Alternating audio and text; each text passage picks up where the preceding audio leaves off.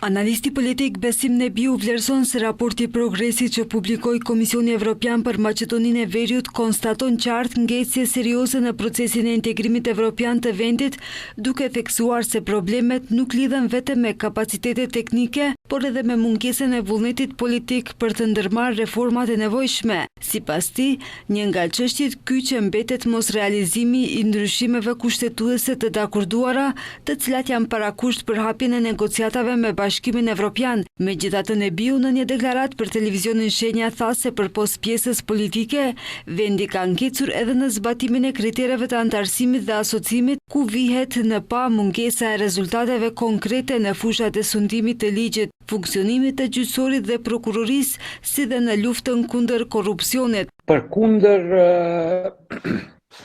retorikës qeveritare të kryeministrit Mickovski, i cili dje po ashtu ishte në Bruksel dhe shprehu se Maqedonia është e dedikuar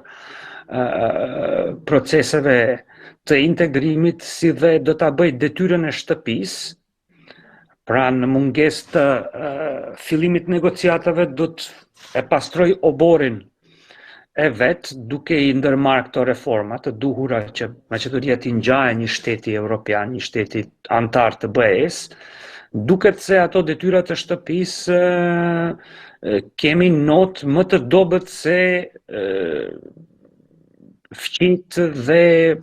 antarët tjerë të klasës.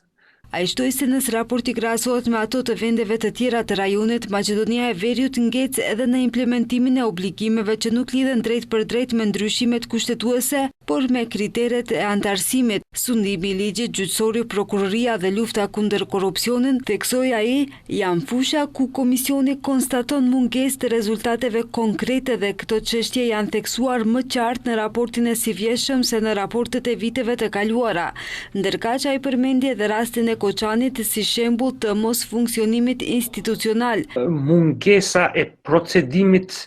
gjyqësor në bazë të një shteti të funksionimit të një shteti të së drejtës është një minus i madh për Maqedoninë. Dhe sigurisht se kjo nuk ka se si mos të pasqyrohet edhe në mënyrën se si Bashkimi Evropian e percepton Maqedoninë. Pra, për një tragjedi kaq të madhe, të publikuar dhe e cila i adresohet mos funksionimit të permanent të jo vetëm një institucioni, por të disa institucioneve shtetërore, pra është një tragjedi që nuk ka ndodhur si rezultati i faktorit natyrë, po ka rezultuar nga faktori korrupsion, Komisioni Evropian publikoi më 4 nëntor raportin e progresit për Maqedoninë e Veriut, sipas të cilit vendi nuk ka shënuar as pak përparim në reformimin e sistemit gjyqësor dhe në luftën kundër korrupsionit. Raporti ka përmendur edhe tragjedinë e Koçanit, për të cilën tha se ky rast zbuloi sfida të qëndrueshme sistematike mbi zbatimin e masave antikorrupsion.